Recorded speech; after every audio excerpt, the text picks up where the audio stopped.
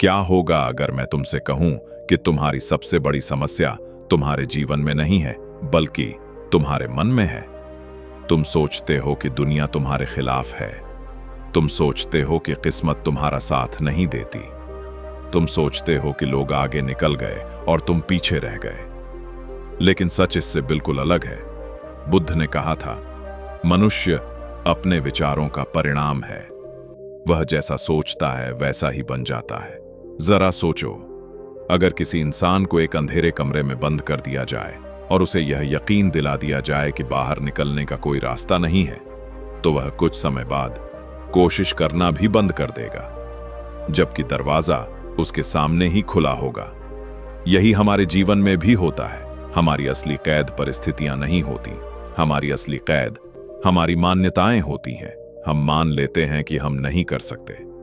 हम मान लेते हैं कि हमारी किस्मत खराब है। हम मान लेते हैं कि अब बहुत देर हो चुकी है। और जिस दिन इंसान मान लेता है कि वह हार गया, उसी दिन उसकी हार शुरू हो जाती है। लेकिन आज मैं तुम्हें बुद्ध की एक ऐसी शिक्षा बताऊंगा जो तुम्हारी सोच बदल सकती है।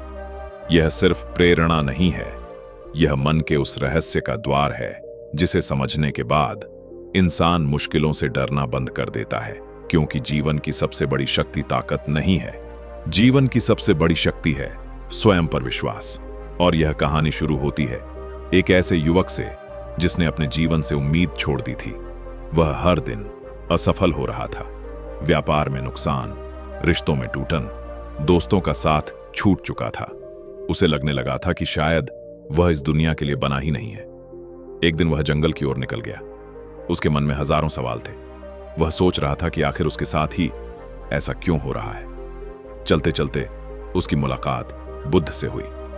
बुद्ध एक वृक्ष के नीचे शांत बैठे थे। युवक उनके पास गया और बोला, भगवान, मैंने बहुत कोशिश की, बहुत मेहनत की, लेकिन हर बार हार गया। अब मुझ में आगे बढ़ने की शक्ति नहीं बची। बुद्ध मुस्कुराए। उन्होंने सामने रखे एक छोटे से दीपक की ओर इशारा किया और पूछा, बताओ, इस दीपक की रोशनी कितनी दूर तक जाती है? युवक ने कहा, कुछ ही कदम तक। बुद्ध ने पूछा, तो फिर लोग रात में हजारों मील की यात्रा कैसे कर लेते हैं? युवक चुप हो गया। बुद्ध बोले, क्योंकि उन्हें पूरी राह देखने की जरूरत नहीं होती। उन्हें सिर्फ अगला कदम दिखाई देना चाहिए। यह सुनकर युवक स्तब्ध रह गया। और यही हमारी सबसे बड़ी समस्या है। हम पूरी जिंदगी एक साथ देखना चाहते हैं। हम जानना चाहते हैं कि 5 साल बाद क्या होगा, 10 साल बाद क्या होगा। लेकिन जीवन ऐसे नहीं चलता। जीवन हमेशा एक कदम आगे बढ़ने वालों को रास्ता दिखाता है। मनोविज्ञान में इसे प्रोग्रेस प्रिंसिपल कहा जाता है। जब इंसान छोटे छोटे कदमों पर ध्यान देता है, उसका आत्मविश्वास बढ़ता है।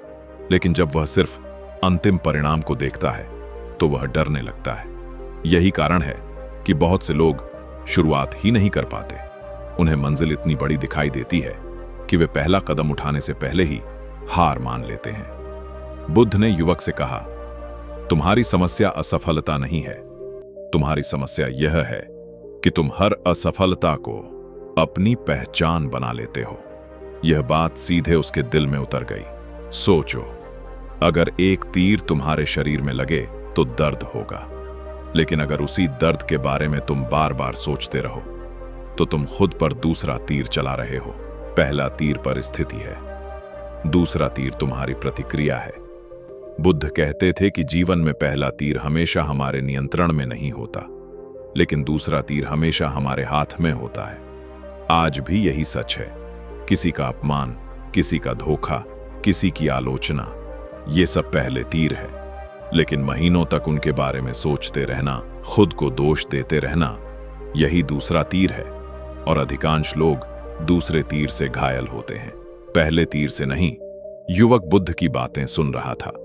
उसके चेहरे पर पहली बार शांति दिखाई दी। लेकिन बुद्ध अभी रुके नहीं। उन्होंने पास बहती नदी की ओर इशारा किया और बोले, क्या तुम जानते हो कि नदी हमेशा समुद्र तक क्यों पहुंच जाती है? युवक ने सिर हिलाया। बुद्ध बोले, क्योंकि वह रास्ते में आने वाले पत्थरों से लड़ती नहीं, वह उनके आसपास से बह जाती है। कितनी गहरी बात है। हम जीवन में हर चीज से लड़ने लगते हैं, लोगों से, परिस्थितियों से, अतीत से, भाग्य से। लेकिन नदी हमें सिखाती है कि हर लड़ाई लड़ना जरूरी नहीं होता। कुछ चीजों को स्वीकार करना भी शक्ति है। आधुनिक मनोविज्ञान इसे एक्सेप्टेंस कहते हैं। जब इंसान वास्तविकता को स्वीकार कर लेता है, तभी उसके पास उसे बदलने की शक्ति आती है। लेकिन जब तक वह इनकार करता रहता है, वह वहीं फंसा रहता है। बुद्ध ने युवक से कहा, तुम्हें दुनिया बदलने की जरूरत नहीं है, तुम्हें अपना दृष्टिकोण बदलने की जरूरत है। और यही वह क्षण था जब युवक के भीतर कुछ बदलने लगा। उसने पहली बार महसूस किया कि शायद समस्या दुनिया नहीं थी, शायद समस्या उसका नजरिया था। लेकिन कहानी यहीं खत्म नहीं होती, क्योंकि जीवन का सबसे बड़ा रहस्य अभी बाकी था। बुद्ध ने उससे पूछा, अगर तुम्हें एक गिलास पानी दिया जाए और उसमें एक मुट्ठी नमक डाल दिया जाए तो उसका स्वाद कैसा होगा? युवक बोला, बहुत कड़वा। फिर बुद्ध उसे एक विशाल झील के पास ले गए। उन्होंने उतना ही नमक झील में डाल दिया और कहा, अब इसका स्वाद चखो। युवक ने पानी पिया। वह बिल्कुल सामान्य था। बुद्ध मुस्कुराए और बोले, दुख नमक की तरह है, वह जीवन में आएगा ही, लेकिन तुम्हारा मन गिलास जितना छोटा होगा तो दुख असहनीय लगेगा। और अगर तुम्हारा मन झील जितना विशाल होगा तो वही दुख तुम्हें तोड़ नहीं पाएगा। यह शिक्षा हजारों साल पुरानी है, लेकिन आज भी उतनी ही सच्ची है। हम अपनी समस्याओं को बड़ा नहीं बनाते, हम अपने मन को छोटा बना लेते हैं, और फिर छोटी छोटी बातें भी हमें तोड़ने लगती हैं। याद रखो, जीवन में जीतने वाले लोग वे नहीं होते जिनके पास समस्याएं नहीं होती। जीतने वाले लोग वे होते हैं जो समस्याओं से बड़े बन जाते हैं, जो परिस्थितियों से ऊपर उठ जाते हैं, जो हर गिरावट के बाद उठना सीख जाते हैं। और यही वह जगह है जहां अधिकांश लोग हार जाते हैं। वे सोचते हैं कि सफलता का मतलब कभी न गिरना है, जबकि सच्चाई यह है कि सफलता का मतलब हर बार गिरकर फिर उठना है।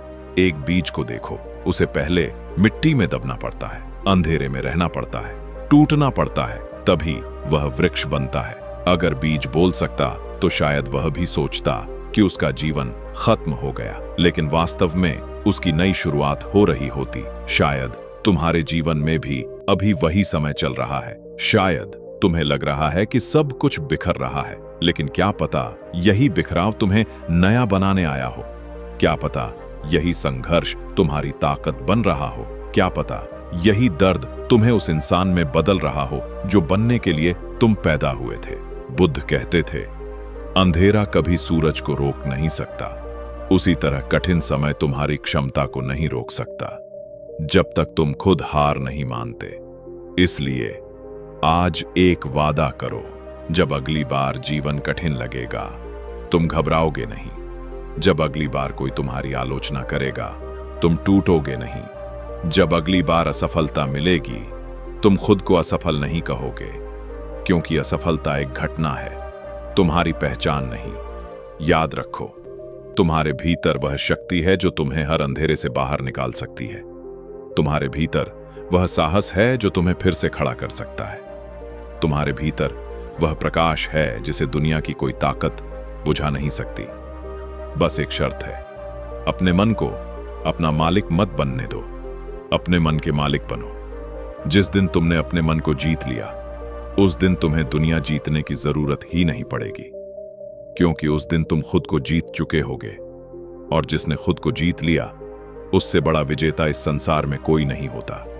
इसलिए शांत रहो, धैर्य रखो, अपने ऊपर विश्वास रखो, क्योंकि तुम्हारा समय भी आएगा।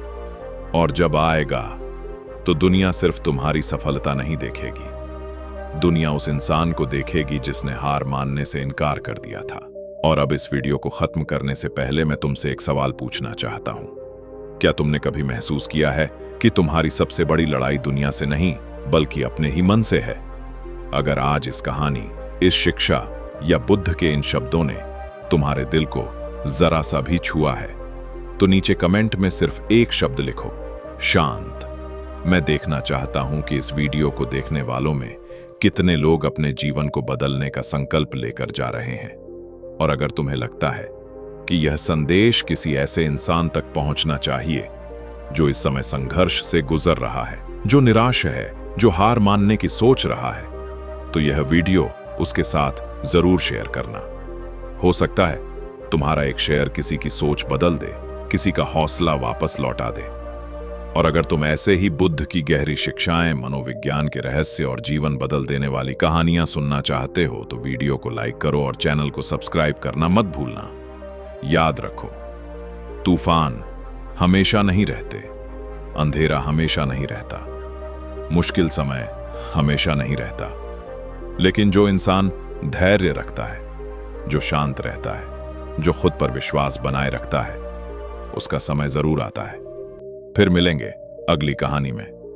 तब तक शांत रहो, मजबूत रहो और अपने मन के मालिक बनो।